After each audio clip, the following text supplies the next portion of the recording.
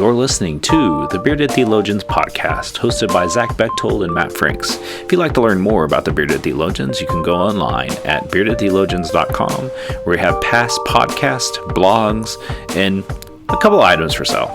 So check us out, beardedtheologians.com. Thank you for listening, and enjoy this week's show.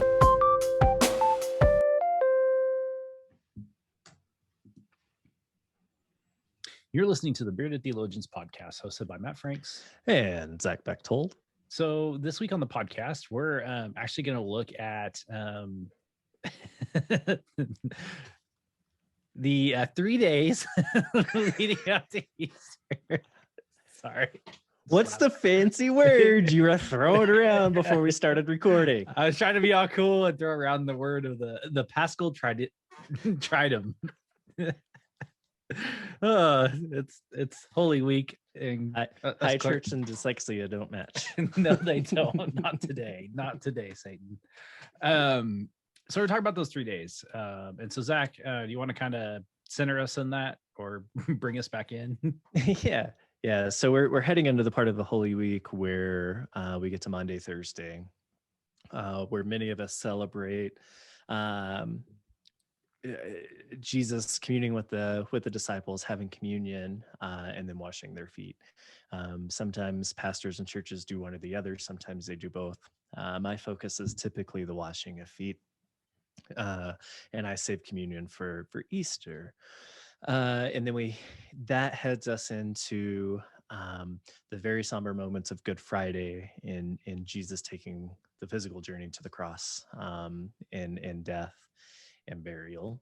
And then we had the very quiet Holy Saturday, and then we have resurrection on Sunday. And so this just begins to center us around the very high emotion, high kind of output that is this part of Holy Week. It seems like we get to Palm Sunday and there's the fanfare and the excitement, and then that heaviness, that kind of cloud of we know what's to come. And this part of the week, Thursday, Friday, Saturday, we have to deal with the hard part of the week, which is hard, because it's a time of grieving, but it's also good because it reminds us who we are created as people, that the heaviness of life, the heaviness of grief is okay. It's an okay feeling, it's okay emotion, and it's something we should and hopefully do find ourselves expressing in some way throughout this week.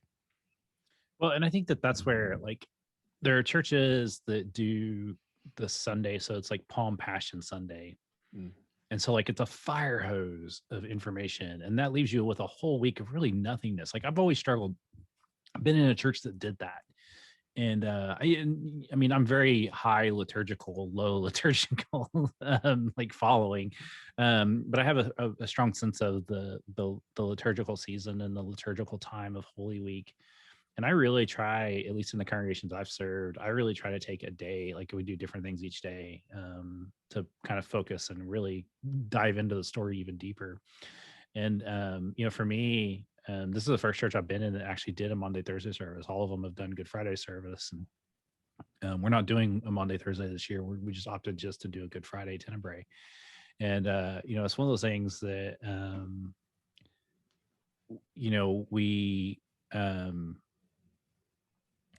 we look forward to every year, but then we're left on Good Friday with that resonance of the Tenebrae. And we're just kind of left like, we need Easter. I mean, if you're not leaving Good Friday and you're not feeling like you need Easter morning, then please encourage it, to dive into it a little more, dive into the story, even more, because I think you'll find that helpful for you. And to me, I look forward to this season. I love Holy Week, and I love the special services that come with that. Because it does set you up really well for Easter if you do it really well. Right. And it's the weird thing as pastors, right? We get asked all the time or we say all the time, Ash Wednesday, Good Friday, we really love these services, but they're about death and dying. They're very sad services. And what kind of crazy people are we to really find enjoyment in that? And you have to find the words to articulate. It's not so much enjoyment. as it is just a time that we get to be present in this different way. Because so much of everything else we do for Sunday mornings is different.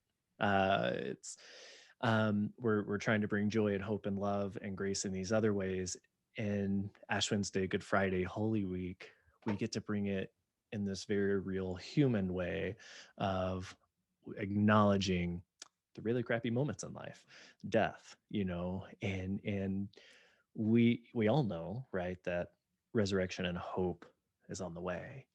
And so there is, it's this weird kind of line of, we really enjoy this, but because it's different and because that's what leads us to hope. At least for me, that's where I find myself having to find those words to articulate, man, these are really fun services. And I get a lot of enjoyment out of them because they're different and because we get to actually be present in this different way. Well, I think that that's where, if we really, take the time to do it, and like Holy Week services, whether it's in person or online or however you're attending them, they can be very powerful because they do center you in the story of our why. I mean, the essence of what we're doing, why we're doing what we're doing. I think those are powerful to join in and be a part of in whatever ways that you're going to this year, because it's going to look different again this year. It's always going to be different. I don't think it will ever be the same, and there's okay. There's some things that are okay about that, and I think that that's where just centering ourselves in the story those 3 days, especially those 3 days, is vital. I really feel like it's vital and key towards spiritual growth. I mean, I just think it does. I think so too. It's that stark reminder that we can't only live in the Palm Sunday and Easter celebration and hope. That reality and humanity and everything that's real happens in between those days. And to ignore it is ignoring a deep sense of who we are. It's hard. Those are hard days, but in our everyday life, we have those moments. It's a good thing to think about. Like, think about how you're going to participate in the Triduum and lean into that. Yes, I used a big theological word. You did it correctly. Did it correctly too. So I think that's a good place to land for us today, is to ask yourself, how are you gonna participate in those 3 days, and celebrate Easter in such a way that will be meaningful and helpful for you. And if you do that, I think you'll find some moments there of grief and sorrow, but some moments of hope and resurrection. And doing that, I think you'll definitely find some peace. So we want to encourage you to go to our website at beardedtheologians.com. Check out all of our great content, and we've got really great interviews and all sorts of just fun things to get up there, and to buy some shirts and items for your friends and family. Buy a Bearded Theologians t-shirt and put it in the Easter basket and say, to print it off and say to be mailed to you later. I think that'd be a good thing. And so I encourage you to do that. For the Bearded Theologians, I'm Matt Franks. I'm Zach Bechtold. Thanks for checking us out. First, guys, I want you to subscribe and like this video and push that thumbs up. Thank you for listening to the Bearded Theologians podcast. Don't forget to like, subscribe, and share on all social media outlets. You can check out old episodes and more information at beardedtheologians.com. Thanks for checking us out.